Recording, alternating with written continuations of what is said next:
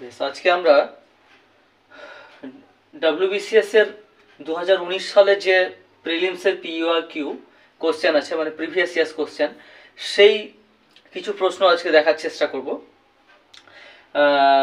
এই 2024 সালের ডিসেম্বরে বিসিএস এর পরীক্ষার ডেট একটা দেওয়া ছিল, আমরা দেখতে পাচ্ছি অনেক দিন থেকে লক্ষ্য করা যাচ্ছে, কিন্তু যেহেতু এখনো ফর্ম ফিল আপ শুরু হয়নি, তাই সেই ডেটে পরীক্ষা হবে নাকি সে বিষয়ে সংশয় আছে। তবে আশা করছি খুব শীঘ্রই ওয়েস্ট বেঙ্গল সিভিল সার্ভিসের ফর্ম ফিল আপ শুরু হবে। তো কী ধরনের প্রশ্ন আসে 2019 সালে, যে কী ধরনের প্রশ্ন এসেছে প্রিভিয়াস ইয়ার্স কোশ্চেন, সেগুলো আমরা একটু দেখার চেষ্টা করবো। এখানে 12টি প্রশ্ন আমি লিখেছি, সেই 12টির প্রশ্ন 2019 সালে এসেছিল। আচ্ছা, প্রতিটি প্রশ্ন আমরা জানি যে প্রিভিয়াস ইয়ার্স কোশ্চেনে 200টা প্রশ্ন আসে, কিন্তু প্রতিটা প্রশ্নতে 4টি করে অপশন থাকে এবং 4টির মধ্যে যে কোনো একটি সঠিক উত্তর আছে। এখানে 4টি অপশন আমি লিখিনি, বা বেশি সময় লাগবে বা বেশি জায়গা লাগবে বলে সেটা আমি লিখিনি। এটা ধরে নিতে হবে 4টে করে অপশন রয়েছে। এখন প্রশ্নগুলো আমরা বোঝার চেষ্টা করব যে এই প্রতিটা প্রশ্নতেই কিন্তু 4টি করে অপশন ছিল। প্রথম প্রশ্ন হচ্ছে যে 1932 সালে অল ইন্ডিয়া হরিজন সমাজ প্রতিষ্ঠা করেন কে? এখানে উত্তর হবে গান্ধী, মানে গান্ধীজি, এম কে গান্ধী উত্তর হবে। হরিজন যে সমাজ প্রতিষ্ঠা করেছিল 1932 সালে মোহনদাস করমচাঁদ গান্ধী। এখন এই গান্ধীর সঙ্গে আরও কিন্তু 3টে অপশন ছিল। যেহেতু সঠিক উত্তর গান্ধী, তাই সঠিক উত্তর গান্ধীটাই লিখে আমি এখানে প্রেজেন্ট করলাম। দ্বিতীয় প্রশ্ন হচ্ছে গদর পার্টির প্রতিষ্ঠাতা কে ছিলেন? এখানেও এই প্রশ্নটিতেও 4টি অপশন ছিল। এখানে হবে লালা হরদয়াল। লালা হরদয়াল গদর পার্টির প্রতিষ্ঠা করেছিলেন। তো এই ধরনের প্রশ্নগুলো 2019 প্রিলিমসে এসেছিল। সুতরাং 2024 ডিসেম্বরে যদি হয় বা 2025 যদি পরীক্ষা হয়, এই ধরনের প্যাটার্নের কোশ্চেনগুলো আসবে বলে আমরা আশা করছি।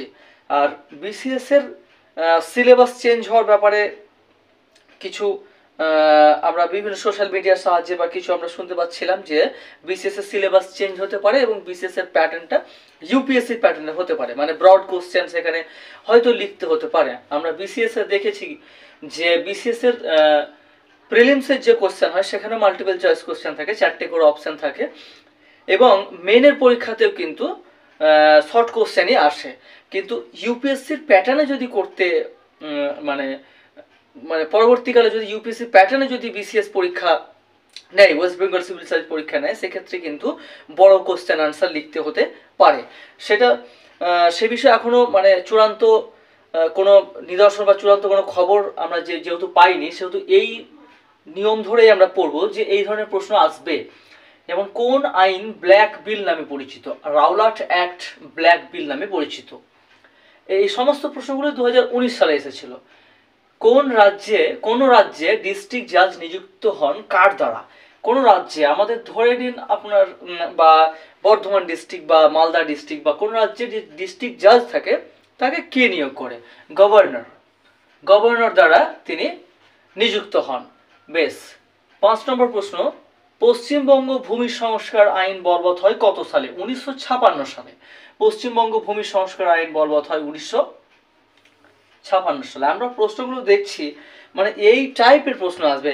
হিস্ট্রি থেকে কিছু প্রশ্ন, জিওগ্রাফি থেকে, ইংলিশ থেকে প্রশ্ন আসবে। প্রতিটা প্রশ্নই এমন কোনো নয় যে বিরাট কঠিন প্রশ্ন, তা কিন্তু নয়। মানে এই টাইপের এই 12টা প্রশ্ন থেকে আমরা আইডিয়া করতে পারবো যে কি ধরনের প্রশ্ন আসে বা প্রশ্নগুলোর কতটা কঠিন প্রশ্ন বা কতটা সহজ প্রশ্ন, সেই আইডিয়াটা এখান থেকে আসবে। কলকাতা মেট্রো রেল চালু হয় কত সালে?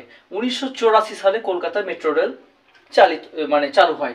এটা ইম্পর্টেন্ট প্রশ্ন। কলকাতা মেট্রো রেল চালু হয় 1984 সালে। কলকাতা মেট্রো রেল চালু হয় 1984 সালে। নেক্সট হচ্ছে যে জলপাইগুড়ি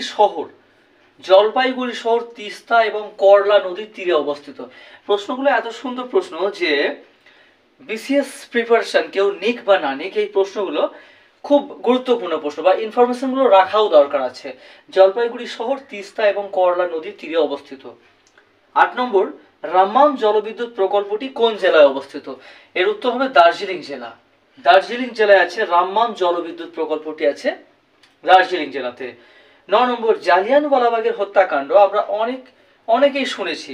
জালিয়ানওয়ালাবাগের হত্যাকাণ্ড হয়েছিল পাঞ্জাবের অমৃতসর শহরে। জালিয়ানওয়ালাবাগের হত্যাকাণ্ড 10 নম্বর প্রশ্ন, বায়োগ্যাসের উপাদান কি কি, মানে বায়োগ্যাস কি কি থেকে হয়? কার্বন ডাইঅক্সাইড থাকে, মিথেন এবং হাইড্রোজেন। কার্বন ডাইঅক্সাইড, মিথেন এবং হাইড্রোজেন, এই থেকে বায়োগ্যাস, এগুলো হলো বায়োগ্যাসের উপাদান। 11 নম্বর প্রশ্ন, তারাদের ঝিকিমিকি করার কারণ কি? আমরা দূর থেকে দেখতে পাই যে তারাগুলো টিপ টিপ টিপ টিপ করে জ্বলছে, কখনো তার আলো কমছে, কখনো বাড়ছে। এই বিষয়টা কেন হয়? কারণ বিশাল দূরত্ব, তারাগুলো যে অবস্থান, মানে সূর্য থেকে বহু দূরে অবস্থিত তারাগুলো, অ্যাকচুয়ালি সূর্যটা হচ্ছে একটা তারা, যেহেতু পৃথিবী থেকে কাছে অবস্থিত তাই সূর্যের তাপ এবং আলো আমরা এত পরিমাণে পেয়ে থাকি। কিন্তু এই যে দূরে যে তারাগুলো আছে সেগুলো একটা সূর্য, তাই বিশাল দূরত্ব অবস্থান এবং বায়ুর ঘনত্ব, বাতাসের ঘনত্ব আছে, সেই বাতাসের ঘনত্বকে অতিক্রম করে আমাদের কাছে তার যে আলোর যে ছটা সেটা এসে পৌঁছচ্ছে বা আমরা দেখতে পাচ্ছি সেটা জ্বলছে। তাই প্রচুর দূরে অবস্থান তাদের এবং বায়ুর ঘনত্বের হ্রাস বৃদ্ধি ঘটছে, এই কারণেই তারাগুলোকে আমরা ঝিকমিক ঝিকমিক করতে দেখি। নেক্সট হচ্ছে 12 নম্বর প্রশ্ন, গৌতম বুদ্ধ নির্মাণ লাভ করেন কোথায়? বোধগয়ায়। গৌতম বুদ্ধ নির্মাণ লাভ করেন বোধগয়াতে। তো এই ছিল 12টি প্রশ্ন। এই প্রশ্নগুলি 2019 সালে এসেছিল। তাহলে আজকের যে প্রশ্নগুলি আমরা পড়লাম তা থেকে আইডিয়া হলো যে সিভিল সার্ভিস পরীক্ষায়, মানে ওয়েস্ট বেঙ্গল আমাদের পশ্চিমবঙ্গের যে সিভিল সার্ভিস পরীক্ষায় সেটাতে প্রথম ধাপের যে পরীক্ষা প্রিলিমিনারি, সেটাতে কি ধরনের প্রশ্ন আসে সেটা আমরা বুঝতাম। মানে প্রশ্নগুলো খুব কঠিন তা নয়, জাস্ট ইনফরমেশনগুলো মানে থাকলেই উত্তর করা যাবে, এমন নয় যে প্রচুর ভাবতে হবে এই প্রশ্ন উত্তর করতে, সেরকম বিষয়টা নয়, জাস্ট জানা থাকলেই উত্তর করা যাবে, এরকম একটা বিষয়। তো এই ছিল 2019 সালের WBCS এর PYQ। তো পরবর্তীকালে আমরা আরও যদি প্রয়োজন বোধ হয় যে আরও বিভিন্ন সালের প্রশ্নগুলো কি কি আছে বা অন্যান্য সাবজেক্ট থেকে কি কি প্রশ্ন আসছে সেগুলো কিন্তু একে একে আমরা দেখব। তো আজকের এই ক্লাসটি এই পর্যন্ত ছিল, দেখা হচ্ছে পরবর্তী ক্লাসে। পরবর্তী আমরা PYQ বা হিস্ট্রি বা অন্য কোনো ক্লাসে নিয়ে আসবো।